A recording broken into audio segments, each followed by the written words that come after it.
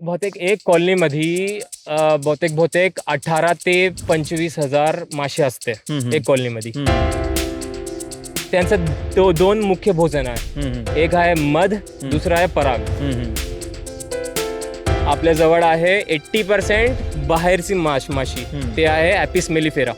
ॲपिस mellifera is a Italian honeybee. लगभग 60 से 65% मक्खियाँ मरने के कगार पे आ गई है. शेती आणि अन्न साखळीमध्ये मधमाशांची काय भूमिका असते या संदर्भात आज आपण जागतिक मधमाशी दिवसानिमित्त जाणून घेणार आहोत. आपल्यासोबत याविषयी बोलण्यासाठी या विषयाचे तज्ज्ञ व्यावसायिक आणि शेती पालन देखील करणारे विजय भगत सर आहेत. सर, काय सांगाल, शेती व्यवसाय आणि मधमाशी यांचं कसं नातं आहे आणि किती एकमेकांसाठी जे आहे ते उपयुक्त आहे, काय सांगणार तुम्ही? बरं, माझं नाव विजय भगत आहे आणि मी एक मधमाशी पाळक आहे. इथे नागपूरमध्ये मी बहुतेक मला 10 वर्ष झालेलं आहे आणि मी मधमाशी पालन करतच आहो. माझा एक व्यवसाय आहे मधाचा. त्यापासून मी मध पॅन इंडिया बिझनेस मी करतो आणि त्याच्यानंतर आम्ही इथे माझा एक शौकिया तौर पे हम लोग यहाँ पे मधुमक्खी पालते हैं.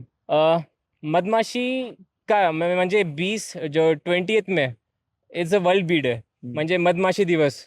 फक्त मधमाशी नाही, आपल्याजवळ बहुतेक सॉलिटरी बीज पण असते. सॉलिटरी बीज म्हणजे एक ते एकांतवाले मासे असते.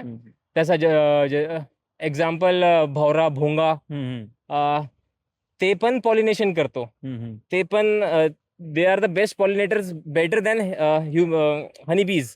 So I will show you the full practical session of our Sateri बी. सातेरी म्हणजे आपली एक लोकल माशी आहे. त्यांना आपण सातपुडा माशी पण म्हणतो. सातपुडा म्हणजे 7 पुढे असतो त्याच्यात. अनलाइक दॅट बडावाला छत्ता, आग्या मोहरात एक फक्त सिंगल छत्ता असते ते, आणि याच्यात होत असते ते 7 पुढे असतं. तर मी तुम्हाला एक प्रॅक्टिकली आता शो करतो की कसं असते ते तर आपण पाहू सर. पण मला हे जाणून घ्यायचं आहे की साधारणतः एक मधमाशीचं पोळ तयार करण्यासाठी मधमाशींना किती कालावधी लागतो आणि साधारणतः ते जमा करणाऱ्या मधमाशी साधारण संख्येने किती असू शकतात? बहुतेक एक कॉलनीमध्ये बहुतेक 18 ते 25,000 मासे असते एक कॉलनीमध्ये. आणि त्यांना खूप पेड ते, त्यांना झाड, त्यांना ते क्रॉप त्यांना हवंच. काऊन की त्यांचं दोन मुख्य भोजन आहे. एक आहे मध, दुसरा आहे पराग. आणि मध आणि परागसाठी त्यांना फुलावर व्हिजिट करावंच लागेल. तर आपल्याला बहुतेक मधमाशा प्लांट, अगर हमें मधुमक्खी प्लांट रखना है कोई खेत पे, तो उसके पहले हमको पेड़ पौधे लगाना पड़ेगा, तभी हम वहां पर ये रख पाएंगे मधुमक्खी. मधुमक्खीचा मुख्य भोजनच ते पराग आणि मकरंद आहे. तर त्यासाठी आपल्याला फक्त ते बी फ्लोरा कॅलेंडर हवं. आपल्याला कुठले पेड, कुठले ते क्रॉप, तेल बियाणा सीड्स हवं आपल्याला, ते प्लांट्स हवं आपल्याला, क्रॉप्स. तर त्यासाठी आपल्याला ते आणि फक्त आपल्याला मध नहीं मिळतो. जर किसान ने अगर ये मधुमक्खी रख दिया खेत पे अपने, तो मधुमक्खी 2 फूलों का मिलन करवाएगी. मिलन करवाने के बाद इसका होगा परागीकरण फूलों का, तो उसको बोलते हैं क्रॉस पॉलिनेशन.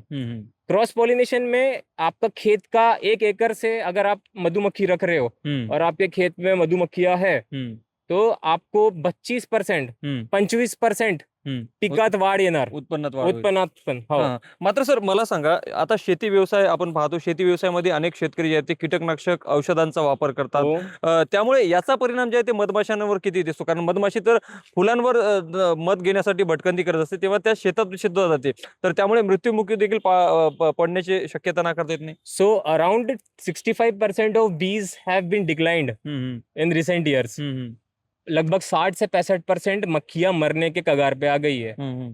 काऊन की हे ते जितके पण हे कीटनाशक असते ना, ते सिर्फ वो 25% कीट के लिए हम लोग ये यूज कर रहे हैं. मतलब हम लोग क्या कर रहे हैं कि वो पेड़ का जो खा रहा है, जो उसका रस चूस रहा है, अपन उसमें छिड़काव कर देते हैं और उसको मार देते हैं. बट बाकी ऐसे, और बाकी जो है 60% या 70% ऐसे आपके दुश्मन नहीं है, आपके दोस्त है. तो वो दोस्तों को हम उसको भी मार देते हैं कीटनाशक डाल के. तो इससे आप अगर मधुमक्खी का छत्ता अगर आप रख रहे हो वहां पे, यार मधुमक्खी भी देख रहे हो, तो आपका छत्ता मर जाएगा। सर, आपण युवक आहात, तरुण आहात, हं. आपण या ठिकाणी मधमाशीचा व्यवसाय करतात.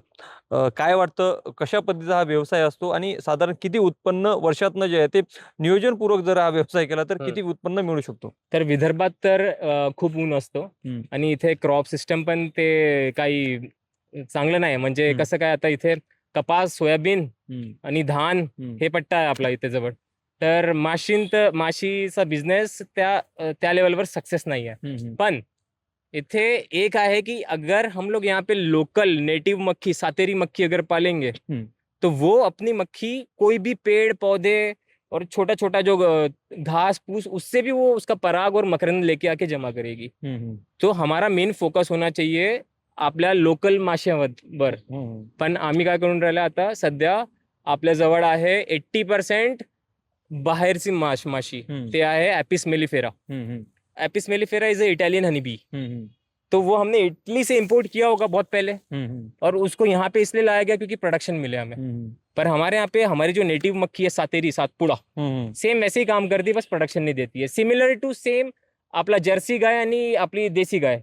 देसी गायचा उत्पन्न तुम्हाला माहितीच आहे की किती आहे, आणि जर्सी गायचा पण तुम्हाला माहिती आहे की किती आहे. तर फक्त हेच डिफरन्स आहे. तर आपल्याला, मला असं वाटते की आपला ज्या देशी आणि मूळ माशी आहे ना, त्याला आपण संगोपन करावं लागेल.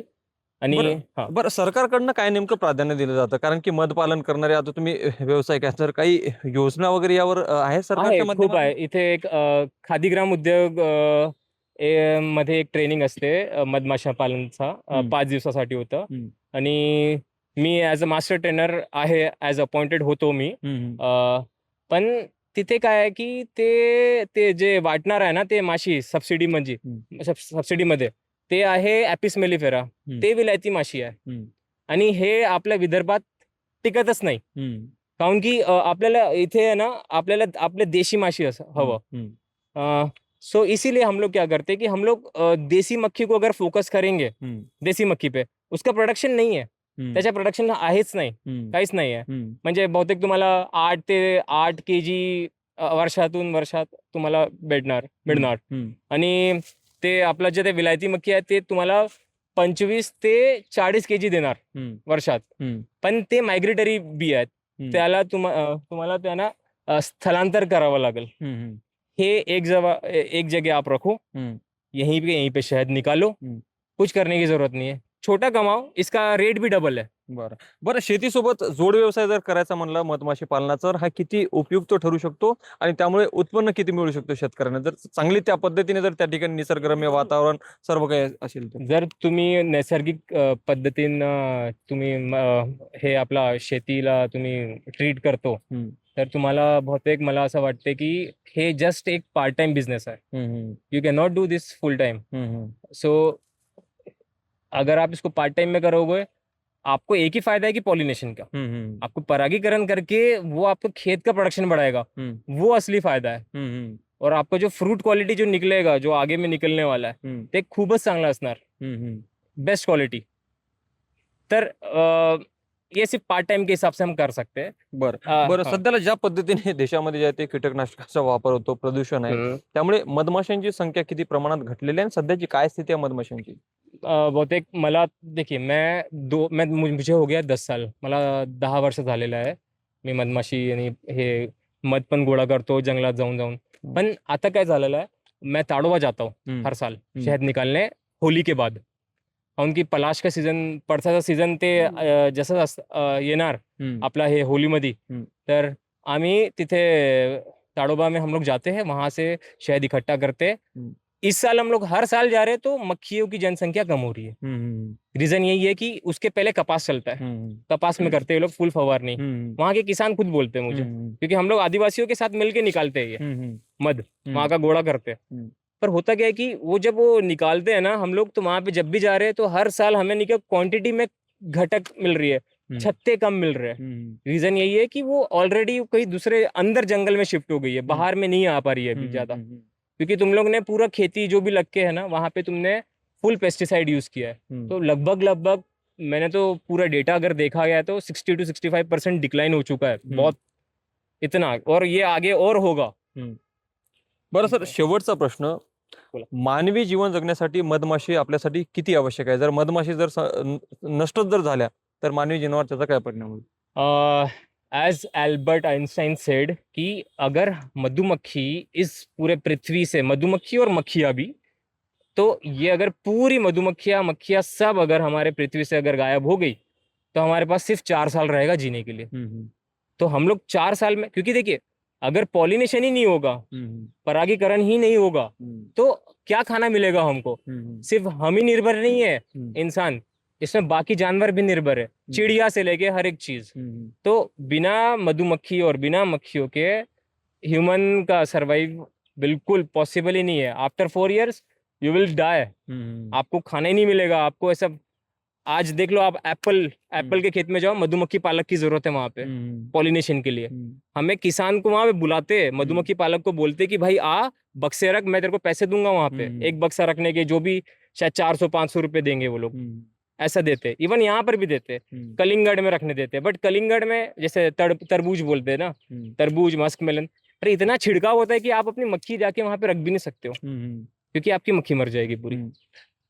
तर एकूणच पाहू शकतो की आपण मधमाशी दिनानिमित्त एकूणच मधमाशीचं किती महत्व आहे आणि मधमाशी जर नष्ट जर झाल्या तर त्याचा मानवी जीवनावर काय परिणाम होऊ शकतो। सोबतच मधमाशीचा व्यवसाय जे आहे ते शेती व्यवसायासोबत जर पार्ट टाइम म्हणून जर केलं तर त्यामुळे किती उत्पन्न मिळू शकतो, या संपूर्ण एकूणच माहितीचा जे या संबंधित माहिती जी आहे ते आपण घेण्याचा प्रयत्न केला आहे।